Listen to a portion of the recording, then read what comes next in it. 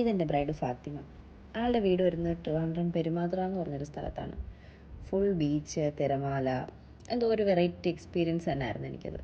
പിന്നെ സ്ഥലത്തിൻ്റെ ഒരു പ്രശ്നം എന്താണെന്ന് വെച്ചാൽ ആ വീടിൻ്റെ അടുത്തേക്ക് വണ്ടി കയറില്ല. അപ്പം ഈ ബാഗൊക്കെ പൊക്കിയെടുത്ത് അവിടെ വരെ പോകുക എന്നുള്ളത് കുറച്ച് ടാസ്ക്കായിരുന്നു, പ്രത്യേകിച്ച് എൻ്റെ 9th മന്ത്.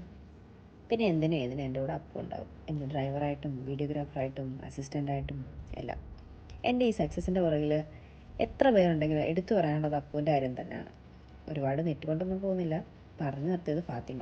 ഇത് ഫാത്തിമയുടെ മെഹന്തി ലുക്കായിരുന്നു. ഫാത്തിമയെ നമ്മൾ റെഡിയാക്കിയിട്ട് നമ്മൾ നേരെ വർക്കല വിട്ടു. അവിടുന്ന് ഒരു 9 കിലോമീറ്റർ സംതിങ് അത്ര ഉണ്ടായിരുന്നു. അങ്ങനെ ഞങ്ങൾ അവിടെ എത്തി. അവിടെ ബീച്ചിലിരുന്ന് ഞങ്ങളുടേതായ കുറച്ച് ക്വാളിറ്റി ടൈം സ്പെൻഡ് ചെയ്ത് കുറച്ച് വിശന്ന് ഞങ്ങൾ നേരെ കഫേ ഇറ്റാലിയനിൽ പോയി. അവിടെ പോയി ഫുഡൊക്കെ കുറച്ച് ഫോട്ടോസും വീഡിയോസും ഒക്കെ എടുത്ത് കുറച്ച് നേരം അവിടെ ഇരുന്നു. നല്ല അടിപൊളി വൈബ് അവിടെ. പിന്നെ അവിടുന്ന് ഞങ്ങൾക്ക് കുറച്ച് ദൂരെ ഉണ്ടായിരുന്നുള്ളൂ. നമ്മൾ സ്റ്റേ എടുത്തിരുന്നത് വർക്കല തന്നെയായിരുന്നു.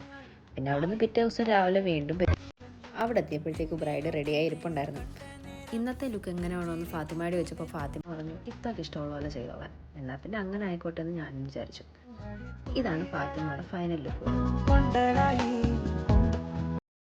കുറച്ച് ഫോട്ടോസും വീഡിയോസും ഒക്കെ എടുത്ത് ബാഗൊക്കെ പാക്ക് ചെയ്ത് ഞങ്ങൾ ഇറങ്ങി.